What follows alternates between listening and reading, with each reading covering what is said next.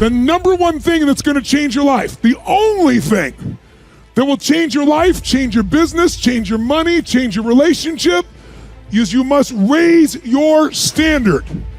Now, I know that sounds boring, stupid, basic, but it's the truth. The only thing that changes our life long term is when we raise our standards. What does that mean? That sounds so boring and dumb. It means that all of us in life have things we want. We don't get what we want. We get what we have to have.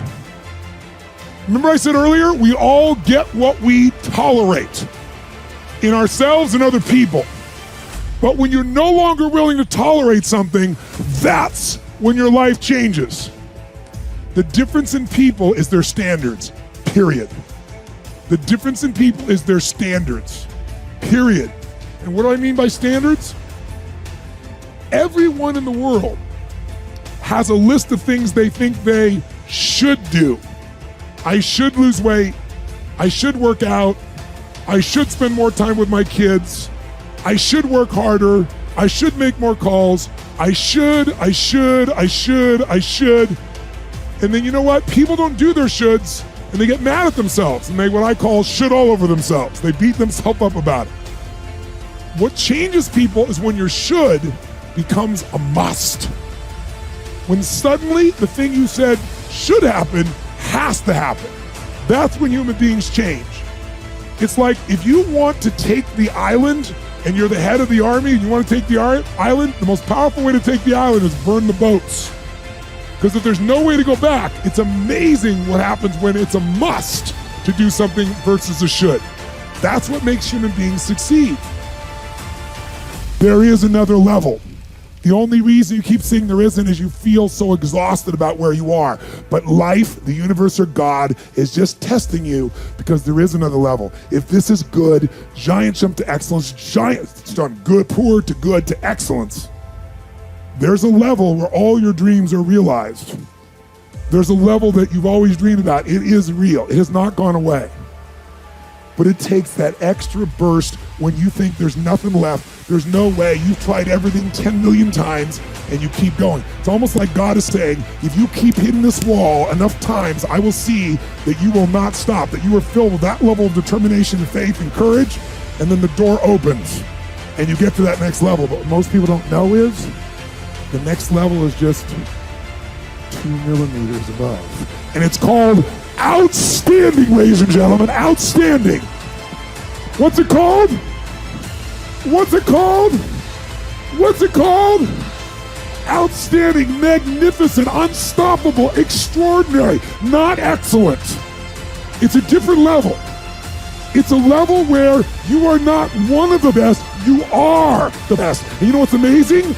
You only have to be 2 millimeters more than everybody else and you get everything. You get the joy, the laughter, the fun, the family, the passion, the economics, the freedom, the spirit. It's all there. What Jerry Maguire called the Quan, baby. All of it.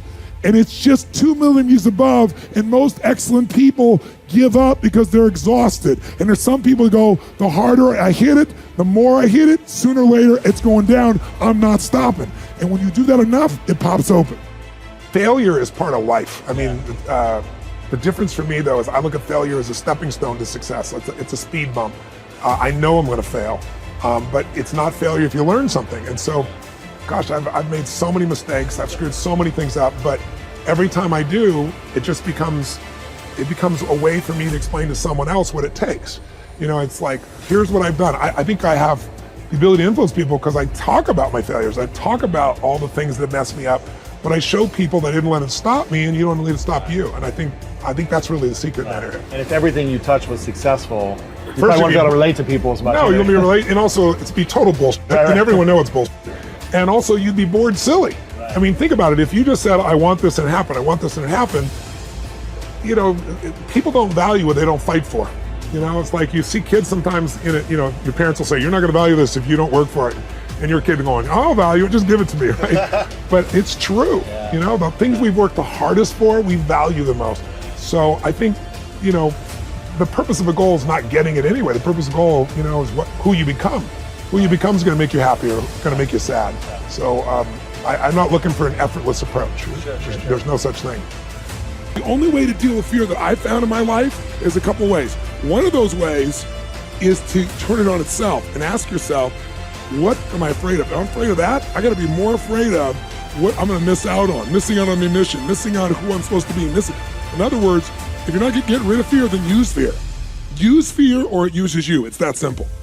So you got to say, okay, what's the price if I just stay doing this? What's the price? What I need to really even get scared if I learn all this and I don't follow through. That's something to be scared about. And then that fear will get you over your fear. It'll push you through. Turn fear on itself. Second way you can do it is use what you've probably heard me say, because I've used it since I was 17, is my little rocking chair test, right? I'm gonna sit myself in my rocking chair, and I'm 85 years old, I'm looking back on my life, and I say, I didn't do this, or I did. If you find your passion, you're gonna have this tremendous energy. It's sustainable energy. But momentum requires you always do the next thing to keep the momentum going. And the reason you get yourself in a passionate place is so that you change your life, and the only thing that changes your life is making a decision. So while you're in this passionate state, that's where you make decisions. You don't make decisions when you're like, oh, I don't know, what do you think? All right, let's decide. If you make a decision in a state without momentum, if you make a decision from a place where there's no passion, you are not going to get momentum. It'll kill momentum. It's decide, commit, and resolve. Some of you, in the past, you've gotten momentum, you've gotten passionate, you've even made a decision, but a decision is the first step. Decision is like a war. I got to do this or that. All right, I'm going to make myself do this. But commitment is when you now, after you've decided, you commit to do this for the long term. Whether it's hard or easy, doesn't matter. You're doing this. It takes it from this moment and it carries it into the future even when things are difficult. And the third state is resolve.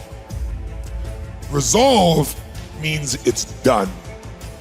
It's like, it doesn't even if you took action, it's done inside you, so it's done out there. There's no question whatsoever. Then once you decide, the only way the commitment and the energy and the momentum continues is if you take immediate, massive what, my friends? Massive what? Write down in your notes, massive action is the cure-all. Massive action is the cure-all. If you're having a difficult time with something, your relationship isn't where you want it to be, your finances are not where you want to be, your body's not where you want to be, your business is not where you want to be, you need to take massive action. And if that doesn't work, try something else. If that doesn't work, try something else. Keep going with massive action and you will find the way, because it will give you momentum.